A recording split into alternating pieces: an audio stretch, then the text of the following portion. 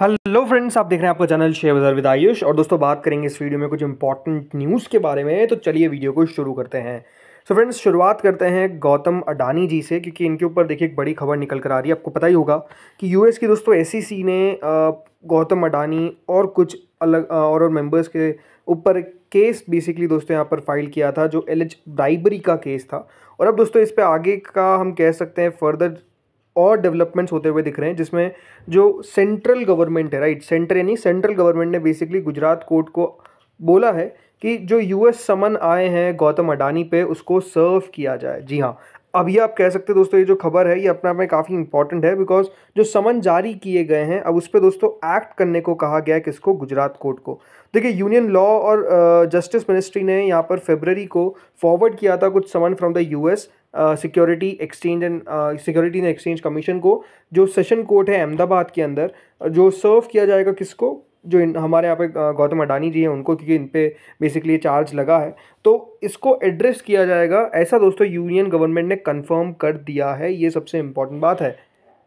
अगर आपको नहीं पता है दोस्तों ये समन किस बात का है, तो ये बात ध्यान रखिए। जो बेसिकली एक केस निकल कर आया था, उसी केस की बात कर रहा हूँ, जो ब्राइबरी का केस है, राइट। सो अब इम्पॉर्टेंट बात क्या है? देखिए, इम्पॉर्टेंट यही है कि एसईसी ने दोस्तों ये अलेज किया था कि अडानी ग्रीन ने करीबन $175 मिलियन रेज किए थे from US investors and Azure power stock की। बेसिकली यहाँ पर जो भी पैसे उन्होंने लिए हैं वो गलत कंडक्ट में लिए हैं। ब्राइबरी स्कीम के तहत जो है वो पैसा यहाँ पर लिया गया है, और जो गलत तरीके से लिया गया है, इन्वेस्टर्स को बताया नहीं गया और ये इन्वेस्टर्स से पैसा उठाया गया है। ये दोस्तों जो केस है अब इन पे लगा है। अब ये देखना है कि दोस्तों आगे चल के जो गुजरात कोर्ट है वो इस पर क्या करती है। रिस्पोंडेंट जो है गौतम अडानी जी, वो क्या यहाँ पर रिस्पॉन्स देते हैं और इसको कितना फर्दर आगे तक लेकर जाया जाएगा, ये अपने आप में एक सबसे बड़ा सवाल है दोस्तों जो निकल कर आ रहा है। तो अब देखना होगा दिलचस्प कि किस तरीके से दोस्तों जो चीज़ें हैं वो आगे लेकर जाती है। अभी तो अगर आप देखेंगे तो केस उतना फास्ट नहीं चल रहा है, बट स्टिल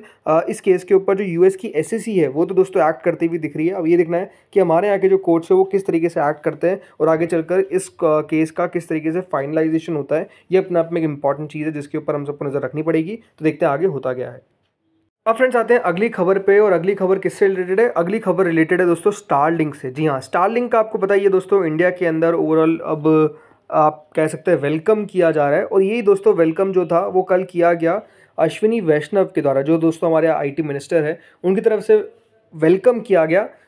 ट्वीट में कहा गया, लेकिन बाद में दोस्तों उस ट्वीट को डिलीट कर दिया गया जब उनको बैकलैश फेस हुआ। जी हाँ, देखिए इंटरेस्टिंग बात है ये कि अब दोस्तों स्टारलिंक का कह सकते हैं विरोध होता हुआ दिख रहा है भारत के अंदर। क्यों विरोध हो रहा है ये सबसे इंपॉर्टेंट समझना, राइट।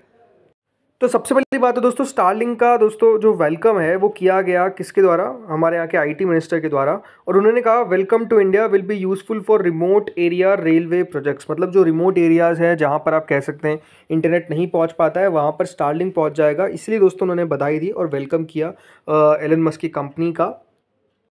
अब बैकलैश फेस किया हुआ उसके पीछे का जो बड़ा रीज़न बताया जा रहा है वो है दोस्तों सिक्योरिटी, राइट। अब ये आपको पता होना चाहिए कि स्टारलिंक जो है वो ऑपरेट किस तरीके से करता है। स्टारलिंक याद रखिएगा दोस्तों ऑपरेट करता है जो उनकी सैटेलाइट्स होती है उनके थ्रू, जो देखिए स्पेस एक्स का प्रोग्राम है, राइट, उसके थ्रू जो है वो बेसिकली स्टारलिंक दोस्तों काम करता है।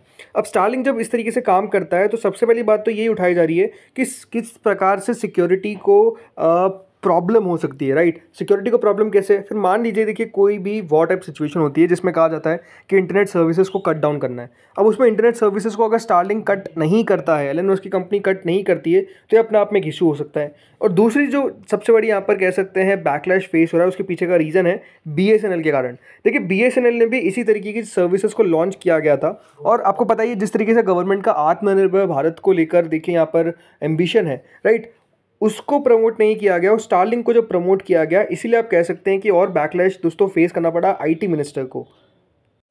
देखिए सिटीजन्स ने क्या कहा, सिटीजन्स ने यहाँ पे साफ साफ कहा कि देखिए क्या कहा, having already missed a chance to regain its footing after last year tariff hike, BSNL is now losing around 3 lakh users each month. The introduction of Starlink could further undermine BSNL position in the market.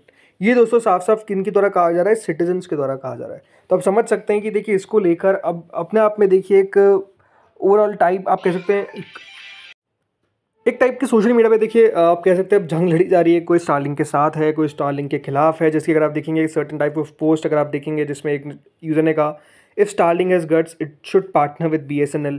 एक ने कहा now BSNL will have an individual satellite spectrum fully government own, ISRO will make it possible. क्योंकि ये बात ध्यान रखिएगा, इसरो पता ही आपको सैटेलाइट्स भेजता है, तो सैटेलाइट क्या इसरो के तहत भी BSNL यूज़ कर सकता है। तो ये सारी चीज़ें आप कह सकते हैं अब देखने को मिल रही है। बट ओवरऑल देखिए इशू क्या है BSNL के साथ कि अभी भी देखिए BSNL काफ़ी पीछे है। और जिस तरीके से दोस्तों स्पेसएक्स ने काम किया स्पेसिफिकली स्टारलिंक के साथ, ये एक सबसे बड़ा रीज़न है कि स्टारलिंक को दोस्तों इस तरीके से जब इंडिया में एंट्री हो रही है तो रिएक्शन भी आपको दो तरफ के देखने को मिल रहे हैं। बट नो डाउट स्टारलिंक काफ़ी ज़्यादा आगे है, ये इसमें कोई दोहराई नहीं, इसमें कोई डाउट नहीं है। तो आप लोग भी मुझे कमेंट सेक्शन में बताइए कि आप स्टारलिंक के साथ है या फिर भारत में ही ओन एक ऐसी कंपनी होनी चाहिए जो ऐसी सर्विसेज दे पाए, और क्या BSNL कर सकती है। आप लोग बताइए कमेंट सेक्शन में। अब दोस्तों बात करते हैं क्या भारत के अंदर और भी इंडसइंड बैंक्स है क्या। क्योंकि देखिए जिस तरीके से इंडसइंड बैंक ने काम किया है और जिस तरीके से जो चीज़ें बाहर आनी चाहिए थी जो निकल कर नहीं आई, जो डिस्क्रिपेंसीज बताई जानी चाहिए थी पहले वो निकल कर नहीं आई, अब उसको लेकर ही देखिए अपने आप में एक बहुत बड़ा इशू बना हुआ है। और इसीलिए अब देखिए सेबी भी एक्ट करता हुआ दिख रहा है, और यहाँ पर RBI भी कोशिश कर रहा है कि किस तरीके से इंडस्ट्री वाइड रिव्यू होता हुआ जा सके डेरिवेटिव पोजीशंस का, जो इंडसइंड बैंक फियास्को हुआ है उसके बाद। देखिए बहुत इंपॉर्टेंट चीज़ है, इंडसइंड बैंक एक बात ध्यान रखिएगा निफ्टी 50 की कंपनी है, राइट। भारत की जो 50 बड़ी कंपनी है निफ्टी 50 में जो आती है, उस कंपनी के साथ उस बैंक के साथ अगर इस तरीके की सिचुएशन है तो ये दोस्तों सवाल सिर्फ इंडसइंड बैंक पे नहीं उठाता है, ये सवाल RBI पे उठाता है, ये सवाल सेबी पे उठाता है कि सेबी क्या इन्वेस्टर का जो बेसिकली कॉन्फिडेंस है वो किस तरीके से रखेगी जब इस तरीके के इश्यूज देखने को मिल रहे हैं। जो ऑडिट होनी चाहिए थी वो क्या ऑडिट नहीं हुई। अब इसी को लेकर देखिए RBI ने भी अपना काम शुरू कर दिया है, और अब जो भी देखिए डेरिवेटिव बुक्स है सारे बैंक्स की, भले वो प्राइवेट हो या फिर पब्लिक बैंक्स हो, इन सब का दोस्तों जो आप कह सकते हैं डेरिवेटिव बुक्स है उसका फिर से रिव्यू आपको शुरू होता हुआ दिखेगा। और ये रिव्यू दिखाएगा कि कितनी हेजिंग पोजीशंस इन बैंक्स ने एंटर कर रखी है और इसको लेकर क्या कोलेटिंग डिटेल्स है ट्रेडर्स के साथ, वो सारी डिटेल्स जो है वो अब दोस्तों RBI चेक करने वाला है। और ये चेक होना भी चाहिए, बिकॉज एक बात ध्यान रखिए, मैं एक निवेशक हूँ, मैं निवेश करता हूँ ये सोचकर कि हाँ सारे जो कंपनी के ऑडिट है कंपनी के बुक्स है वो क्लीन है, कोई भी डैमेज नहीं है। लेकिन अगर इंडसइंड बैंक जैसा बड़ा बैंक में अगर दिक्कत है तो क्या छोटे बैंक्स में भी ये दिक्कत है, ये अपने आप में एक बहुत बड़ा सवाल है जो उठता हुआ दिख रहा है। और ये बात ध्यान रखिए इससे इमेज भी ख़राब होती है, किसकी, गुडविल ख़राब होती है RBI की, बैंक्स की। और इसीलिए अगर आप देखेंगे अब यहाँ पर पूरी कोशिश की जाएगी कि कोई भी डिस्क्रिपेंसीज अगर बाकी बैंक्स में भी है तो इसको चेक किया जाए। और अब ये देखना दिलचस्प होगा कि क्या इंडसइंड बैंक जैसे और भी बैंक्स निकल कर आते हैं, होपफुली निकल कर नहीं आने चाहिए। बट जिस तरीके से देखिए इंडसइंड बैंक के साथ हुआ है ये अपने आप में बिल्कुल भी एक्सपेक्टेड नहीं था। जो चीज़ें पहले ही बाहर आ जानी चाहिए थी वो नहीं बाहर आई। और उसके बाद अगर आप देखेंगे जिस तरीके का मार्केट ने रिएक्शन दिया वो रिएक्शन स्वाभाविक था, बिकॉज इन्वेस्टर्स का कॉन्फिडेंस लूज हो गया। बड़े बड़े म्यूचुअल फंड्स दोस्तों फंसते हुए नजर आ चुके हैं। काफ़ी म्यूचुअल फंड्स तो ये भी कह रहे हैं कि अब हम एग्जिट नहीं ले सकते हैं क्योंकि हमारी पोजीशन इस तरीके से वहाँ पर अटकी हुई है। तो आप समझ सकते हैं प्रॉब्लम है और वो प्रॉब्लम को एड्रेस किया जा रहा है। तो दोस्तों इस वीडियो में इतना ही था, होपफुली वीडियो बढ़िया लगा होगा आपको। अगर लगा तो लाइक कर देना, चैनल से पहली बार जुड़े सब्सक्राइब कर देना। Thank you friends for watching this video.